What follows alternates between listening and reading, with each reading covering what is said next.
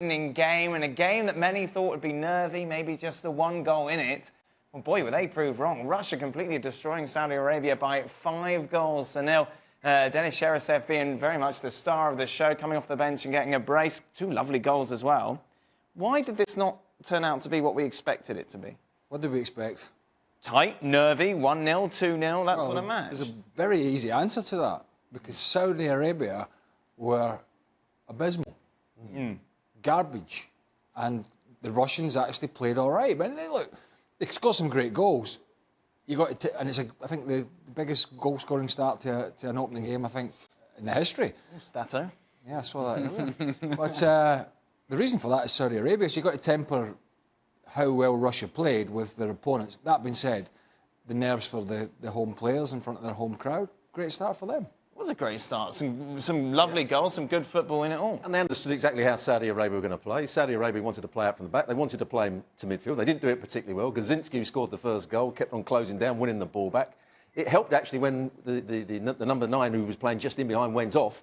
And then the Golovin went into a position in behind the main striker, because he added that bit of pace. I thought he was excellent. He had a magnificent game. Great cross for the 4th goal, the free kick as well. He looks to be a star. We didn't see this coming. 7 games without a win leading to this tournament. They look dreadful. We're like, oh, these hosts could be joining South Africa as the only teams not to advance who are hosting the Well, World I think Cup. some of that issue was, look at the teams that they played against in those 7 games.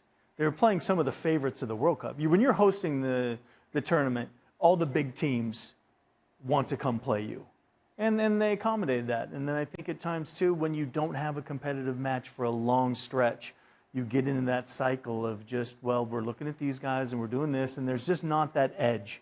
So I think the Russian team is... A lot of injuries as well. They did have that. When they had to bring Ignashevich back out of retirement from the national team because they had so many injuries in the back, they needed something. But at the same time, I don't think they were as bad as everybody thought they were, or that their ranking is. Look, are they going to win this tournament? No.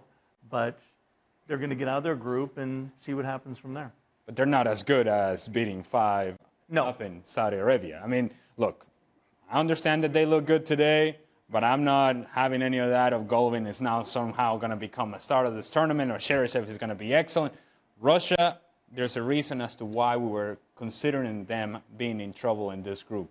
And that is because they're limited. It's a team that has their limitations. In the attack, they're limited. Defensively, they have problems. Akinfeev is the sort of goalkeeper that can make mistakes as well. They're not going to be tested by Saudi Arabia, and of course they were not.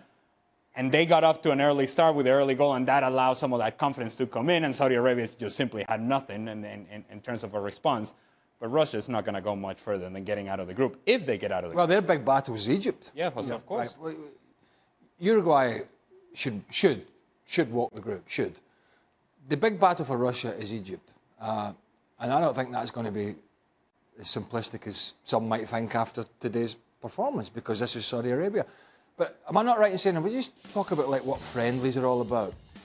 Did Saudi Arabia not put up a decent fight? 2-1. 2-1 against Germany. Well, that tells you how we shouldn't really judge teams in friendlies, because they shouldn't have even put up a fight against Germany in a friendly, which basically tells you Germany couldn't have cared less, right? And we're only thinking about the World Cup, because they could have smashed them by probably 10 goals looking at them today.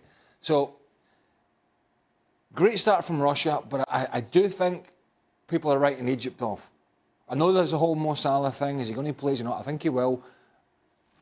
They're much better, I think, than Saudi Arabia. Russia will have a bigger problem against Egypt, because Russia today played on the counter-attack. They kept on winning the ball back in midfield areas and then tried to play from there. Against Egypt, who defend quite deeply, they've got 2 big centre-halves that soak up pressure, and then they try and play on the counter-attack. If Russia have got the ball, I'm not sure they've got the creativity to open them up. That's when they've got the problem. The 2 midfield players I talked about playing really well in those central areas, they're not particularly good on the ball. They're good at winning it back, good at closing down. But if they have possession, have they got the ability to find a pass and get it into Golovin? Yeah, there's no question that Saudi Arabia played right into the hands of Russia and the way Russia wanted to play, and just be... I mean, when Saudi Arabia had was like 10, 15% more possession, it was because Russia didn't care. Yeah. Fine, take the ball, give it, and then we're going to go hit you as quick as we can. And if we lose it, no big deal, because we're going to win it straight back.